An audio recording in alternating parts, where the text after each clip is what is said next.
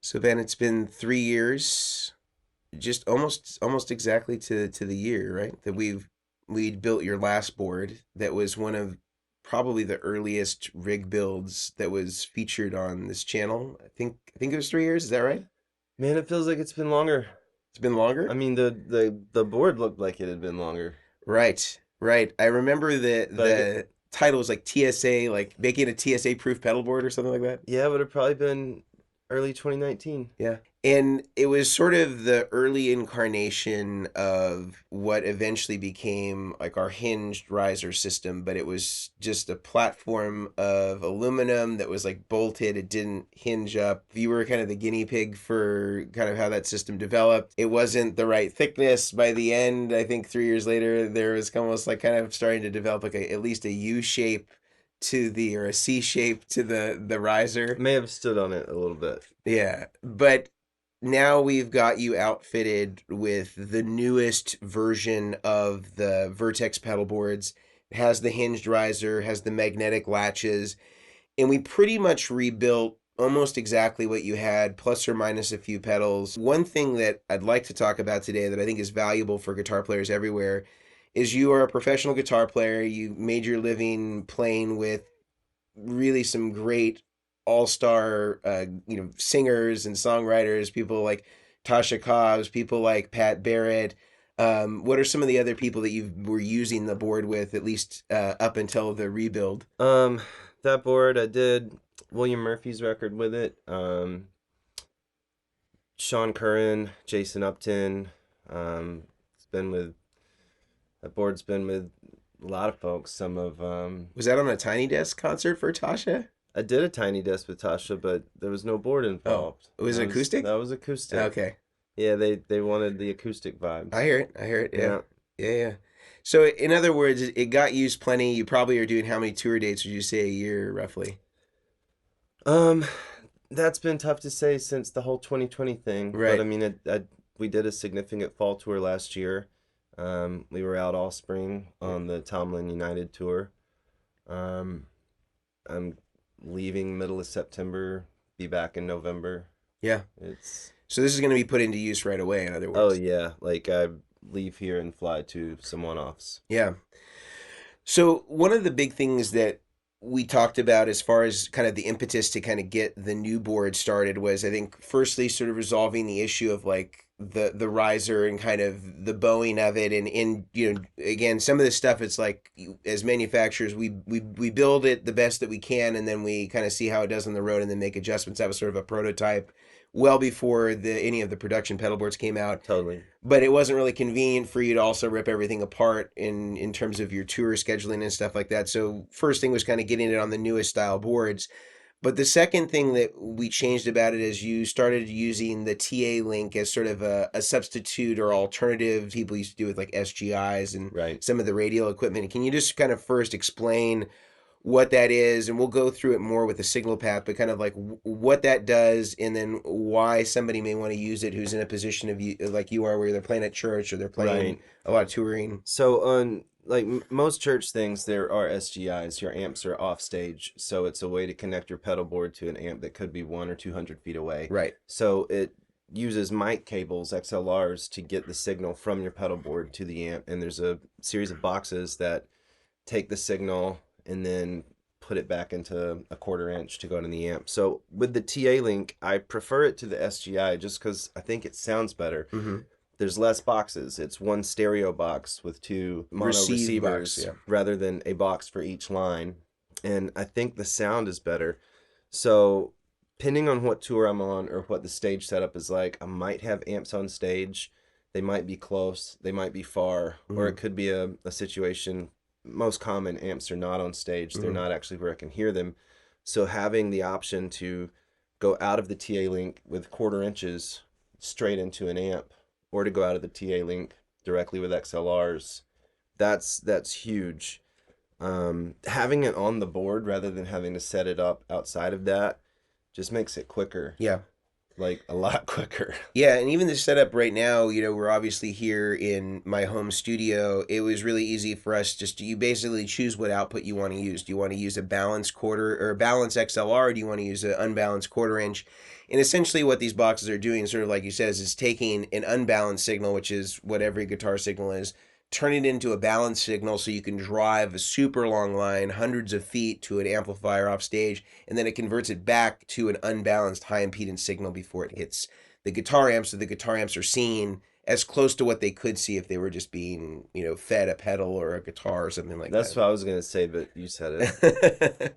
But yeah, I agree that the TA Link seems to be a really good alternative, and it provides the output buffers. And in fact, if we're talking about signal path of the board, we come in and I built you a custom input buffer box that comes first, but the output buffers are all provided by the TA Link. So I didn't build any output buffers separately for this. I just added an isolation transformer for you so that you had some control over the polarity of the two amplifiers, because you're primarily running stereo. So Yeah, you could make sure that you could keep them in the proper polarity, or you like them actually out of phase with each other. I do. And my friend, you know him, Adam Snagowski. He Yep. he he calls it like wide, and we played together overseas one time, and he was just noting that I sounded so wide, Yeah. and it was like the first buffer that had that option that I was using, because I hard pan my amps in my ears, and one of them sounds this way, and the other one sounds this way, and I Mm. don't know what it's called, but I just like it wide. Yeah. The way that the delays and reverbs work with each other when it's in that just makes it feel wider to me. Yeah. So I prefer it. But not all amps are the same. I can switch out an amp and I'd have to flip it in order to get the same. Right. Yep. Yeah. So anyway, we'll go through that, but let's just go right into the signal path here and start going through some of the pedals, and maybe you can kind of show us as we go some of maybe the way that you might use it, and then we can get into kind of more like overarching like combination sounds of like these would be kind of quintessential clean tones, this would be more of like a dirty rhythm, this would be more of a lead tone, so we can kind of hear how you might set up these pedals. So guitar comes in to the interface box, which is under the riser, hits an input buffer, and then the first thing it hits is what? It's going into this T4 fuzz that I got from Adam from the Brown guys. Yep. It then goes to my KTR, then to the Ultraphonics, Okay. to the Janray, to the Steel String Supreme, then to my compressor. Uh-huh. And talk about that real quickly, because with Wendy Melvoin, she did the same thing, and a lot of people were in the comments like going, like, "Oh, why is the compressor after all the drives? We so often think of compressors being right after the guitar. What's the thinking behind that?" Well, I never used compressors. I never used compressor pedals. The first rack that I built, I had the option of having a compressor, but the way I was using it, it was after all of my drives. Mm-hmm. So I really started to use that compressor in the rack Mm-hmm. as like my boost or my lead tone. Mm-hmm. When I was happy with my gain structure and like the gain staging, I just wanted more of it for Mm-hmm. a solo or for a Yep. part. I would just activate this compressor in the rack, and it would take the same signal, kind of smooth it out a little on the top, Mm-hmm. and put it out front. Mm-hmm. So I've tried different things on the other board I had. I had my compressor first because I just moved to Nashville and that's what you're supposed to do. Right. And I just never used it because I didn't like it going into the gains. So I'm kind of using it, I guess, like a boost. But for the purpose of a part, I can compress it just a little bit and it'll soften those edges. Yeah, and the if you're not familiar with this compressor, it's one of the best sort of LA2A. I mean, I think that's kind of how the Mirage is marketed by is it RAF Engineering is the name of the company? Yep.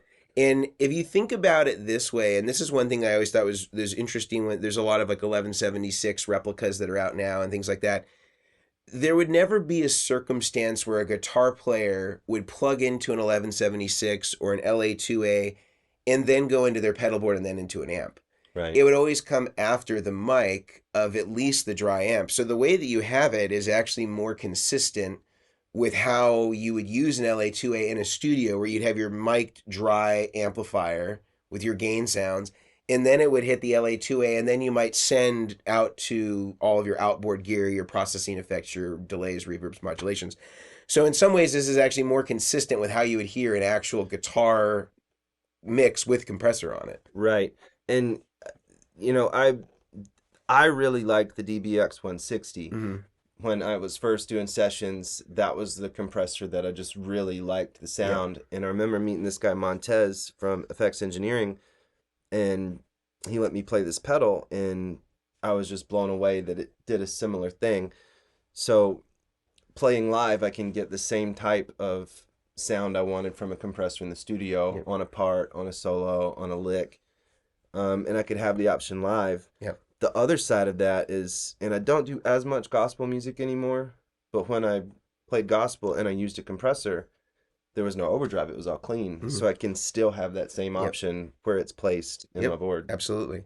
So after the compressor, it then hits boost. Yep. Yeah. So the boost is kind of hidden underneath the board on this, and it's pretty much just set and forget, right? You just Yep. leave it on, and it's just I got do. It's it's there.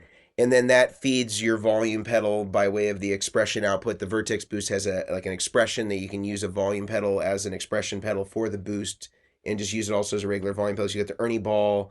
Is it the limited edition one with the Kevlar string? This is like the, I think it's the special edition It could MVP, be. whatever, and that feeds the tuner out as well. Right. And because it's all isolated through the boost expression, there's no consequence to the tuner out as there would normally be. And the thing about having it as the expression to the boost, um, when I started playing more faith-based music, swells were a big thing. Yep. And what I just did not like and fought was the tonality changing in my swell. Yep. So when I found this pedal, the boost, I used it that way. I can volume down, I can volume up, and my tone doesn't really change in the Yep. swell. It Yep. doesn't go dark into bright. Kind of stays the same. Yeah. Huge. So from the boost, then we come upstairs, right? Yep. Go upstairs. And that's where I would have like the time-based stuff. At my tremolo, I have a chorus, I have the reverb, and I have my delay. And yes, I feed my delay reverb. Okay, and I've talked about this before, and a lot of the classic wet dry wet rigs, Steve Lukather, Eddie Van Halen, Michael Landau, and a lot of these, Robert Bradshaw would always put delay after a reverb and pitch mix. So it would be like, chorus stereo into mix one that had pitch and reverb that would go stereo into mix two, which would have delay. What's the reason that you run delay after reverb? I think it was just when I went from rack stuff to a pedal board, Mm-hmm. I just was not getting the same sounds I wanted, the way that the reverb and the delays worked with each other to create a bigger sound. Mm-hmm. And some of that actually had to do with going into faith-based music. My amps weren't on stage anymore. Mm-hmm. And prior to that, amps were always on stage. Yep. So going to where I'm hearing inner monitors, amps aren't there. I'm not getting the feedback of Yep. the guitar with my amp behind me. And there were things I was missing. And the only way I could replicate that type of feedback or sustain in the instrument was with feeding my delay, my reverb. Yep. So as a standalone reverb, it's big, it's rather washy. Yep. As a standalone delay, it's so much delay, so many repeats. Yep. And you can't really use the way I run the delays. You can't really use it without the reverb, or it's just too much delay. Yep. But by feeding the delay, the reverb, the repeats are reverberated, so it just feels like there's more sustain. Yep. Rather than, a specific transient or Yep. a delay happening. Yeah. And I think that that's really valuable advice too for just everyday players, because so often we get stuck in these boxes where we feel like it's this specific way that you see most of the people running their pedal boards on the gear page or on forums or wherever it is. And I've tried to be a big proponent of actually at least giving it a try of reversing those two, the order of those two particular effects, or even running them in parallel can be a cool effect as well. But I think, and one last thing, you have a tap and favorite switch that's connected to the Specular Tempest. It is. So you just have a couple of delay patches that are preset. I have one that is kind of, and I have it named as normal. Uh-huh. And wherever I'm at in the specular tempest, if I need to get to a more dry sound or just something for a more intense part, I can hit that normal and it takes me back to that. Mhm. Um, And you could still override it with a tap if for a certain BPM or whatever. I could, Yeah. yeah. Okay. Cool. Just wanted to make that aside just so we knew what that was going to. I think that we've got a clear idea about the signal path. Let's get into some of the tones. Maybe you could take us through some of like the primary tones, maybe like the 3 to 5 kind of main tones that you're using for clean, dirty, lead tones, things of that nature. Totally. Man, so another thing that I do, I run my amps very clean. Mm-hmm. So if nothing's on, it's just crystal clean amps. No breakup. I don't take the amps to the point of breakup. Mm-hmm. When I started playing, faith-based music, playing in bigger rooms, I was less concerned with just how the amps sound, and I became more concerned with how it sounds in the mix or how it sounds in the Mm-hmm. room. Having front of house engineers that are really helpful and kind of know what I'm going for, and then working with them to get to a place where it's achieving it. Kind of, I changed the way I did things. So 90% of what I'm doing, I've got the Vimrum Janray on all the time. Okay. So this would be what I would call like my basic clean tone. Okay.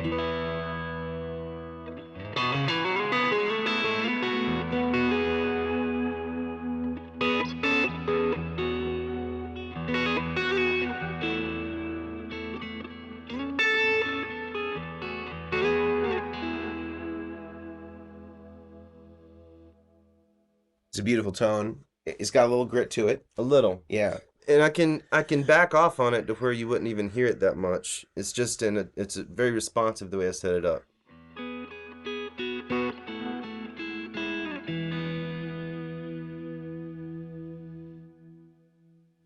Gorgeous. Thank you. Yeah, so that's kind of the base layer, Starting the point. scaffolding for everything. Yeah. Okay, and then if you were gonna, let's say, create kind of your standard, let's say, clean tone pad from there, what happens next? So I'll switch to a more aggressive um, sound with the pickups, um, and I do it with my middle pickup on my Strat, and I just have it kind of the height adjustment to where when I go there, with the same effect, it will just drive it a little more, Mm-hmm.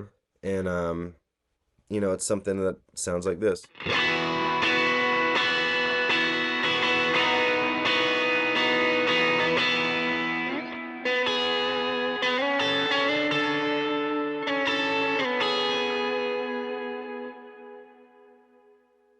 So that's the Jan Ray again is the base layer. We have a specular tempest normal, which is kind of just kind of just a basic delay, Yeah. digital delay. Yep.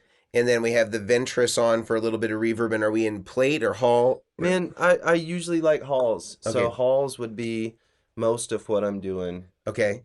And then when's an occasion that you might add in, let's say, the Dimension C to add modulation to kind of the reverb and delay with just the slight grit underneath? Sound check. Sound check. So rarely do you get to actually use the chorus in. Sound check. No, so with one of the artists I play, Sean Curran, Okay.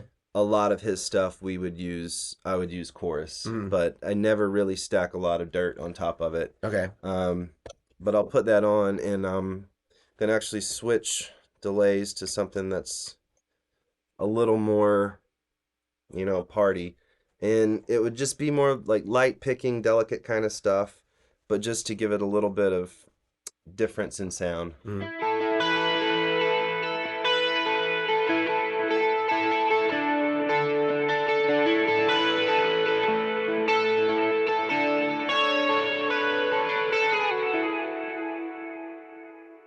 So just kind of just adding a little bit of mod to it It does. And in in a thick mix. yeah. Because he plays electric guitar too. Okay. He's also got a Vertex board. We've got synths. We've got it's a big band and a big sound. Mhm. It just kind of helps what I'm doing stand out without having to be a lot louder. Mhm. So in the mix, I can turn that on, and it changes the tonality, and kind of gives it a different feel in the room. Helps the part stick out. Yeah. And with the Dimension C specifically, do you find yourself favoring the Dimension C like stock setting, or do you find yourself going to the Dimension D rack unit setting on it? The rack unit, I'm not sure if it's because it actually sounds better or because I know it's a rack unit Right. emulation and, racks. Yeah, it's a beautiful chorus, and I actually I did a video about Stevie Ray Vaughan tone, and he used a Dimension D in parallel with a lot of the classic, especially the first early records of Stevie Ray Vaughan and the stuff he did with David Bowie. And it's a great pedal. I think it's one of the best reissues that Boss has done in the last decade of the Wazacraft. It's an absolutely amazing pedal. Yeah, I'm digging it. Yeah, it's really cool. So those are kind of the clean tones. What if you were going to kind of go up a notch and kind of go into maybe like a dirty rhythm tone or Yeah. something like that? What would you So a go? lot of times the reverb and delay would stay in the same place because I'm not really on the edges of what I'm doing. Yep. The delay might go to like I would tap a tempo in depending on what the song is, so Right. the parts in time. But I would when I started playing the Strat, I went through all my pedals again to see which one sounded the best with that guitar. Mm. And I hadn't used this KTR in a long time, Mm. and it was the one pedal that did the second function, which stacks on top of the Jan Ray. Okay. And just I'm gonna go from the Jan Ray into the KTR so you can hear the difference. Okay.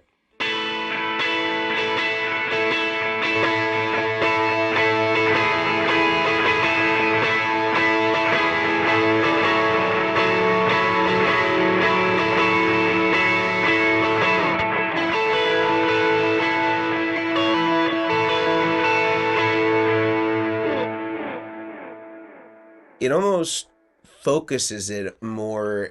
I mean, it does add some gain, but it actually kind of becomes almost more pointed and sticks out a little bit more in a good way. For sure. There's a little more. I would say there's more edge on the note. Yep. A little more high end information or a little more treble content, and the gain is just up a little more, and it's still got some thickness to it. So if I'm playing those 2 string or 3 string parts, Mhm. it just has a little more body to it. And as far as the sort of the next level, is that just stacking another pedal, or is that changing the combination of pedals? It is stacking another pedal, Okay. and the reason that I do this is there weren't really a lot of great options for switchers when I started doing this, Hmm. or affordable or easy do it yourself Yep. switchers. And I didn't want to have to hit multiple buttons. I didn't want to have to turn something off to turn something else Yep. on. So I really got pedals that played well with each other to where I could stack them in an order to get the sounds I want. Yep. So this more extreme setting, um, it's really when it's time for a solo or a big part. Hmm. That's when I put the ultraphonics on. Okay.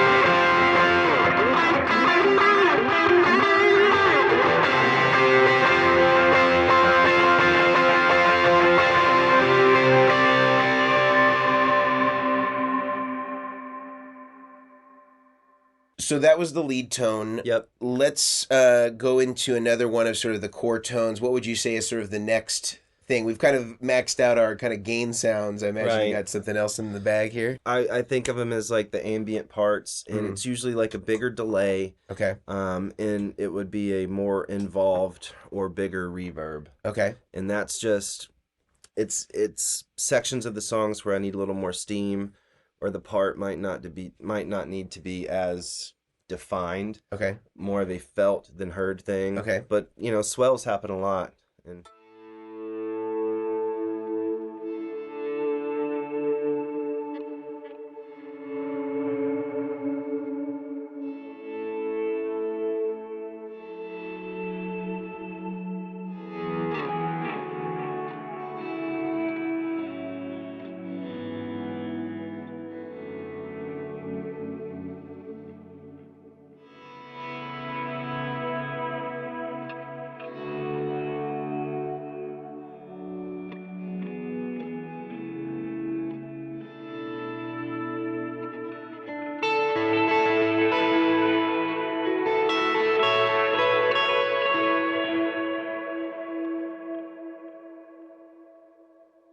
That sounds incredible, and that's a kind of a bigger, wider delay. And then what's the setting on the Ventress reverb? So that's the E Dome. Okay. And it's just like a big arena, or Yeah. it's just a very large reverb. And I don't do any of the shimmering or Yeah. any of that stuff. I don't like any pitch generation. I do have a little bit of modulation with it, and I'll use it with bigger drives too. Sometimes there's just like a line that needs to happen, and I want to make it as big as possible, but without the effect, it doesn't sound that large. And an example of what that would be is just like a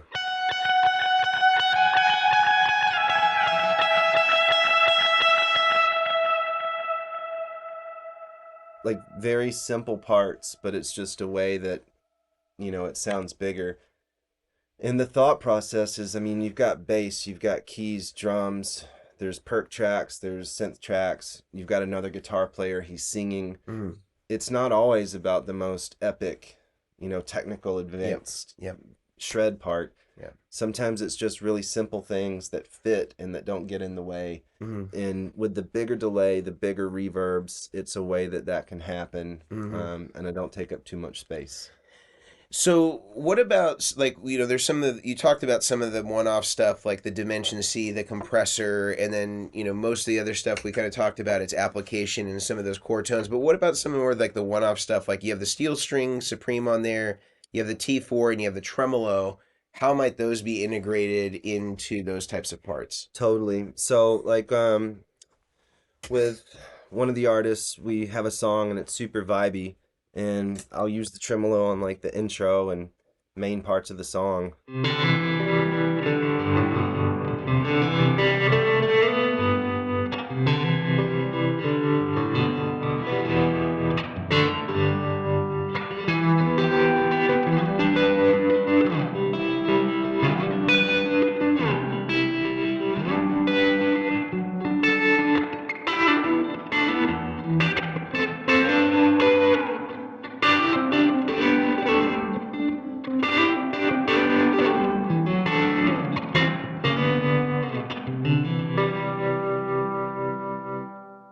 Sounds incredible.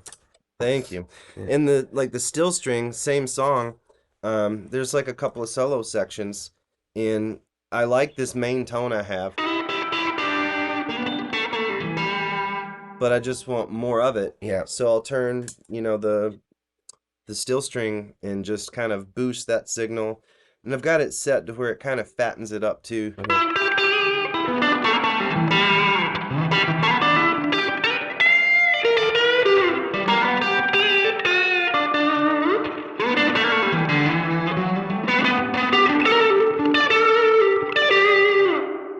I'll use it that way.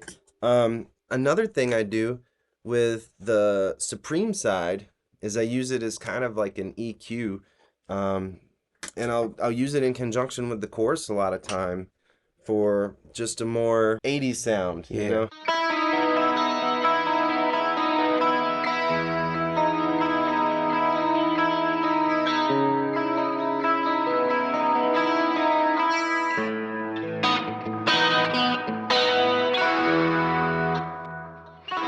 And it doesn't change the tone a lot, just enough to really make it pop.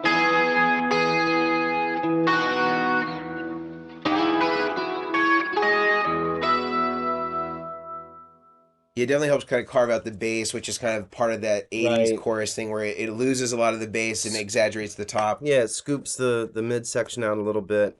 And then last pedal, the T4, Yeah. how do you envision? I've never known you to be kind of like a fuzzier kind of distortion guy, but I'm curious how you're going to integrate this. Well, yeah, so Adam gave it to me, and I like a lot of fuzz tones, and like my buddy Rhett I think of him as the fuzz guy, and I've never been a fuzz guy, and I was hanging out with him, and he had bought this one fuzz pedal from this place in England. Oh, yeah, that tone bender that he got.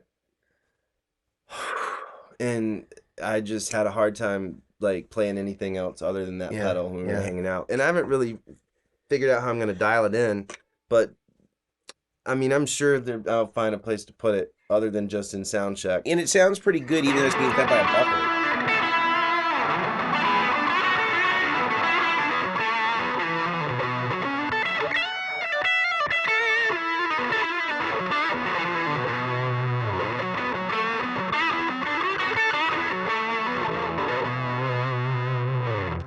It's got like a thick thing to it.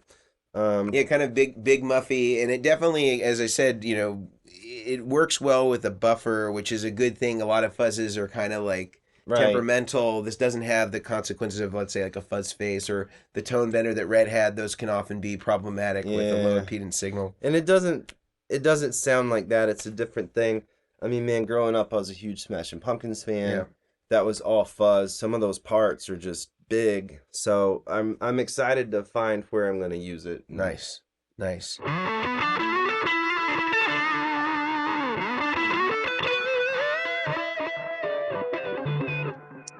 yeah, I'm stoked. Well, Ben, it's been a pleasure to kind of come full circle and at least be able to outfit you with some of the things and improvements that we've made to the pedal boards. And I appreciate that you were the guinea pig. And as far as the last pedal board making it TSA proof, it seemed like for the most part, even though we had a little bow in the riser, that overall Well, we, it we made it lasted. TSA proof. We didn't make it like left foot proof. Left foot proof. The thing about it, we made it so TSA proof, and I mean, I those years like 2019 especially, I think I did like 120 dates. Hmm. Most of them were fly dates. Yeah, So you can look at the case, the Pelican case that the board goes in, and see it's taken its beating. yeah, The board survived, the wiring survived. yeah, One of the things that I learned through that process is we made it so TSA proof, we made it me proof, and every now and then vibrations would pull out one of the 9 volts from the power source, uh, or something would happen, TSA would pull on something and I wouldn't catch it because I couldn't see it. mm, I'd get to sound check and I don't have a left side, and I learned to like start feeling under there, but not being able to get under the riser became an issue. yeah, Because of that, certain things that did get pulled on I couldn't easily fix. yeah, So with this system, being able to completely flip that top yep, riser up and access all of the yep, wiring really easily without putting stress on any of the cables. Also, the magnets, it's strong enough to pick it up by the riser yep, without opening it. yep.